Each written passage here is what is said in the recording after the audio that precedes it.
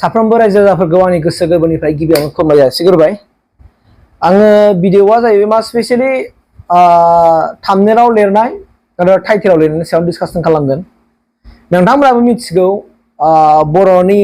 बै समनिफ्राय आन्दलननिफ्राय फैनानै बर' हारिया दिनैसिम खेबबेसे सुक्ति जाबोदों आरो दिनै बर'नि गेजेराव गोबां महापन्डितफोर जोनोम मोनबाय। दा बै महापन्डितफ्रा माने बै समाव बेसेबां बिथांमोना कन्ट्रिबिउसन दंमोन हारियाव बा बेफोर हारिनि आन्दलनाव एबा आन्दलन खालामनायावहाय बिथांमोना बेसेबां कन्ट्रिबिउसन दंमोन आं बेनि सायावसो मोनसे दिनै गोसोआवहाय माने जाखांफैबाय थादों आरो जोङो दा नुदों नोंथांमोनाबो आथिखालाव नुखादों दिनै फेसबुकनि जुग आरो इउटुबनि जुग। इउटुब आरो फेसबुक नोंथांमोना दिनै मा नुदों? दिनै इउटुब आरो फेसबुकनि गेजेराव नोंथांमोना नुदों माब्लाबा बिटिआरनि चिफ प्रमद बर'खौ बखिनाय, माब्लाबा हाग्रामा महिलारि सारखौ बखिनाय, माब्लाबा दुलाराय बर' फरायसा आफाद एबसुखौ बखिनाय। नाथाय दिनैसिमबो आङो नुनो मोनाखै माखासे सुबुंफोरखौ बे माहारियारि आफाद बर' फरायसा आफाद बनसुखौ बखिनाय आं दिनैसिमबो नुफेराखै मानसिफोरखौ। दा आं बाहाय शक जादों। जोंनि बर'नि गेजेराव ओरैबायदि माखासे खायसे महापन्डितफोर जोनोम मोनदों बिथांमोनहा थांनाय बे गोलाव बर'नि गेजेराव जारिमिनारि मोनसे सोमावसारनाय जानानै फैबाय। आखायाव हाथियार हमनानै एनडिबि बिथांमोनहा हाग्रायाव थाखोमानानै हारिनि थाखाय जुजिबाय। माखासे गणतान्त्रिक आन्दलन हिसाबै दावहा नांबाय। बिएलटिआबो बिर सिलागोनि दैदेननायावहाय आखायाव हाथियार दैनानै बर'नि थाखाय डिभाइड आसाम 50-50 थाखाय सोमावसारबोबाय। 1993 आव बिएसि सुक्ति जाबोबाय। बिएसि सुक्तिनि उनाव 2003 आव बिएलटिजों बिटिसि सुक्ति जाबाय। बेनि उनाव नै रिसेन्टलि 2020 आव एनडिबिफोरजों मोनसे बिटिआर सुक्ति जाबोबाय। दा जेब्लानाखि बिटिसि सुक्ति जादोंमोन जों बे समाव नुनो थांदोंमोन आरो बे समाव इउटुबनि फेसबुकनि बांद्राय गोहोमबो गैखायामोन। जेब्लानाखि बिएसि सुक्ति जादोंमोन इउटुब आरो फेसबुकनि बेफोरबायदि मोनसे गोहोम गैखायामोन। दा बै समाव हाग्रामा महिलारि सारखौ रायग्रा खममोन नङा होमबा? आरो जोङो मिथिनो मोननाय बायदिब्ला आंनि बुंनाया जुदि गोरोन्थि जायाखैब्ला बै समाव पेपारावबो लिरनो हायामोन, भिडिअबो बानायनो हायामोन। सरकारनि मोनसे बिरोधी बुङोब्लानो बेखौ नागिर लायनानै बुनाय, पानिशमेन्ट होनाय, लाइफ थ्रेटेनिं होनाय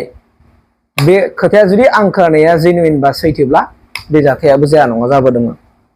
नाथाय रिसेन्टलि जेब्लानाखि बिटिआर सुक्ति जाबाय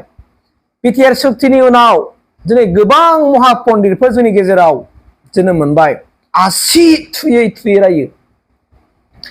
माने आसि थुयै दानि बिटिआर गभर्नमेन्टखौ एबा बिटिसिनि चिफ प्रमद बर'खौ बिराद रायग्रा मानसिफोर दिनैनि गेजेराव दंसै। दुलाराय बर' फरायसा आफादनि आफादगिरि दिपेन बर' सारखौ आसि थुयै रायग्रा गोबां महापन्डितफोर दंसै। आरो बैसोरनि नोंथांमोनहा जाय मानसिया मानसिखौ बिगाब रायदों बिथांमोनखौ नाय, बिथांमोनहा बबेनिफ्राय फैनाय? बिथांमोननि गामियाव सोंहर, एरियायाव सोंहर, ओनसोलाव सोंहर बिथाङा बै आन्दलननि समाव बहा दंमोन? दिनै जों माखासे नुदों माखासे आखायाव हाथियार हमनानै फैग्रा बिदा गिदिरमोनहा सरकारखौ सोंखारियो। अके आं बिसोरखौ वेलकाम खालामो, सोंखारनो हागोन। मानोना बिथांमोना मिथिगौ बिथांमोना आखायाव हाथियार दैनानै फैनाय मानसि, गावनि जिउखौ बावसोमनानै दिनै हादोरनि थाखाय नांग्रा मानसि, बिसोर एसेबाबो दिनै मिथिगौ। स' मिथिनायखाय बिथांमोना गावनि गोहोसिम गाव बेसेबांसिम बुंनो हानाय बे केपासिटिसिम मालाय बिथांमोना बुंगासिनो दङ, बुंदों। नाथाय ना आखायाव हाथियार हमनानै सोमावसारबोदों, ना मालाबा जातीयबादआव थाबोदों, ना बहाबा थाबोदों, जेरावबो खुनु मोनसे कन्ट्रिबिउसनानो गैया, बिहोमा गैया। आरो बैफोरबायदि बिहोमा गैयै मानसिफ्रासो दिनैनि गेजेराव बिराद महापन्डित गारमा फुवारनानै बाथ्रा बुङो। दा गारमा फुवारनानै एबसुखौ बिराद रायो, गोगोम सोंखारियो। गारमा फुवारनानै बिटिआरनि चिफ प्रमटरखौ बिराद सोंखारियो बुहुद्रायो बवा आरो आंथ' दा मोनदाङो बिसोरबायदि मानसिया लाइन मोनसेखौनो फरायनो रोङाथाय लाइन मोनसेखौ फरायनानै बिनि मिनिंखौनो बिथांमोना मोनथियाथाय बेफोरबायदि मोनथियै माखासे मानसिफोर दं माखासे मोनथिनाय मानसिफोरथ' बुङो आं बिसोरखौ मस्ट वेलकाम खालामो बुङो बिथांमोना बुंदों माने लेगेलि माखासे बाथ्राफोरखौ बुङो नाथाय खायसेबा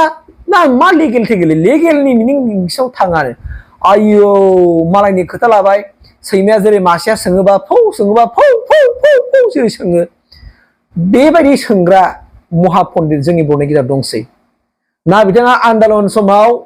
दंमोन ना बबे समाव दंमोन आन्दलन समाव बैसोरबायदि सुबुंफ्रा जाहैबाय मा दंमोन गावखौ थैजानो गिनानै खारखुमानानै थाग्रा माने दुलि सिङाव एरसोनानै थाग्रा सौखि सिङाव एरसोनानै थाग्रा मानसि बियो माबाथौलै दिनै राजा लामाजों थैहैनांगौ होननानै बुङोब्ला आं लोमजानो ओंखारदोंलै होननानै थाग्रा मानो बाहाय थाङो जिदा दङ थौलै बहाबा गारि सावहैनांगौ होनना बुङोब्ला आं थाङालै गिलु बालुनो होननानै बा माबा मोनसे बाहायना खालामनानै थाग्रा दा बैसोरबायदि बाहायना खालामै थायै फैनानै दिनै बिटिआर सक्तिनि उनाव एसेब्लाबो नों बुंनांगोन 100आव बिटिसिआव जेरैबायदि गरममोन दा बिटिआरआवहाय जेन'बा जों मोनथिनो मोनबाय एसेबाबो सान्थि जादों बेफार फालांगि खालामग्रा मानसिफ्रा गोसोबायदि खालामनो हादों नाथाय बेबायदि होननानै सिखाव दाखायत बेफोरो जोबगोन बेथ' नंखाया नोंथांमोनानो जे वालाव नाय आं वालनि बबे हादोरावहाय दिनैसिम पिस दं माबालाय माने सिखाव दाखायत गैयै गुन्दा गैयै मानसिफोर दङ नामा गैया सिखाव दाखायत गुन्दाया माबा जोबगोन जेब्लानाखि जोंनि गासैबो सुबुंफोरनियाव रां रुफा धोन दौलत थाजोबगोन बयनावबो दंखाजोबो जागोन गारि घोड़ा थाखा फैसा गिदिर अब्लासो बेवहाय मानसिफ्रा मालायनि मुवा बेसादखौ लानाय नङा मानो आंनावनो दंखायो बेबायदि मोनसे सानस्रिफ्रा जोनोम मोनगोन आरो बेफोरबायदि जानांगौब्ला जोंनि गेजेराव गासैबो जोंनि सुबुंफ्रानो इडुकेसनाव माने मोजां गियान मोननाय जानांगोन लेखा रोंबानो जाया बाहाय नों बिए पास जाबानो एमए पास जाबानो PhD डिग्री लाबानो जाया बाहाय नोंनि गियानाबो थाफानांगोन बाहाय लेखायाव जोङो फरायबोनो मोननाय बै खन्थाइगिरि रायथाइगिरिफ्रा खन्थाइनि गेजेरजों रायथाइनि गेजेरजों जोंनो मा गियान फोरोंदों बै फंफ्रोमबो गियानफ्रा नोंनि मोदोमाव हाबनानै थानांगोन अब्लासो मा जागोन जोंनाव सुबुंफ्रा जौगाजोबगोन अब्लासो जोंनाव सिखाव दाखायताबो जोबगोन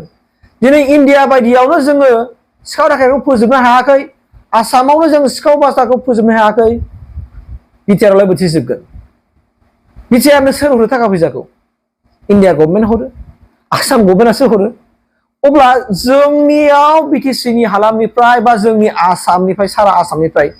गोबां सुबुंफ्रानो दिनै दिल्ली बम्बे बेंगालर बायदियाव दिनै लेबार बैहैनो थाखाय थांगासिनो दं मानि थाखाय थांदों क्राइसिसनि थाखाय थांदों स' क्राइसिसखौ फुलफिल खालामनांगौनि दायथ'आ सोरनिमोन नोंगौ सरकारनि दायथ'मोन नाथाय बिटिसिआव मा दं मोजांथ' माबा गैयाना नङा होमबा आसामानो हायाखैबा जों बिटिसिखौबो दाय होनो हागोनसे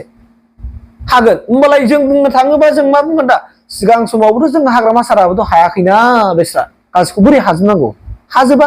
दिनै जाय बिखा बुयै बुंदों आं जुदि सिबजानायमोनब्ला आङो सुफुंनो हागौमोन सोर बेला बेदा सिगांबो सिबजानानै देखाय सुफुंजोब नोंथाङा हायो नामा मालाबाबो हायालै स' बिनिखायनो जोङो सोरखौबा रायोब्ला नोंनि सिमासिमल' नों रायनो हायो मालाया बुंबानो बुंफानांगौबो जोङो बेफोरबायदि जोङो दारा नाङा मानोना जोंहाबोथ' मोनदांनो हानाय माखासे केपासिटि फरायनानै बुजिनो हानाय थायोना स' बे सिमासिमल' बुं आरो मानसिखौ नोङो आन्दा मेगन जानानै मेगन थासेयावबो नोङो मेगन खानानि रुप लानानै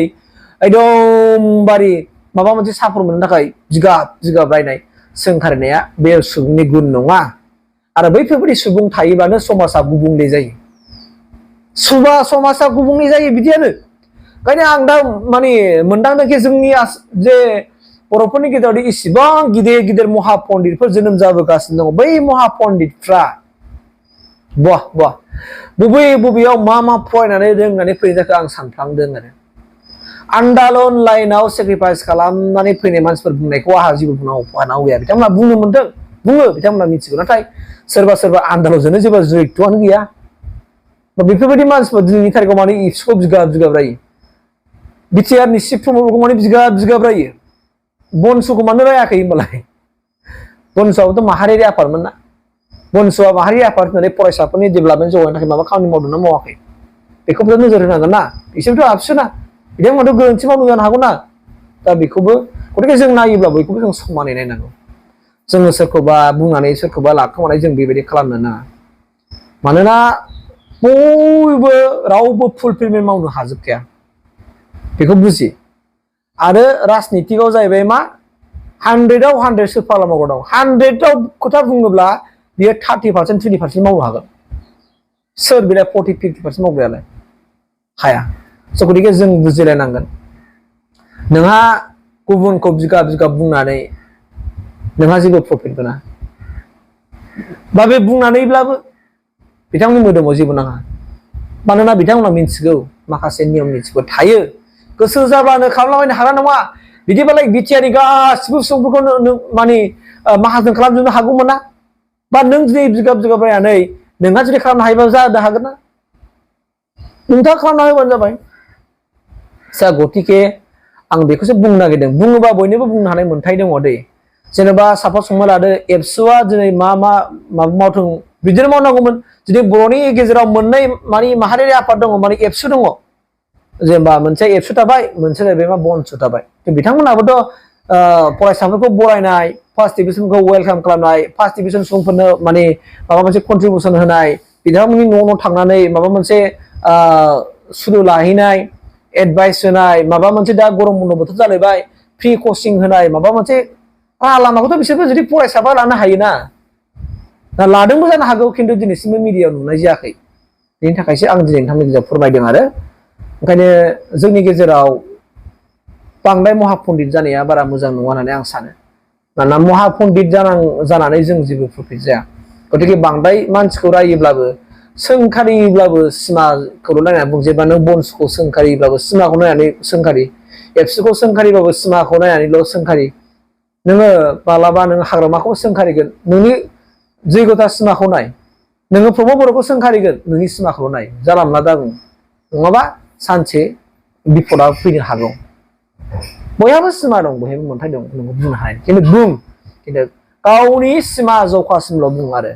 एसेबां महापन्डित बायदि खुगा हब्रा बुंनानै लाब गैया आं बुंखाबाय आरो दिनै थेंक इउ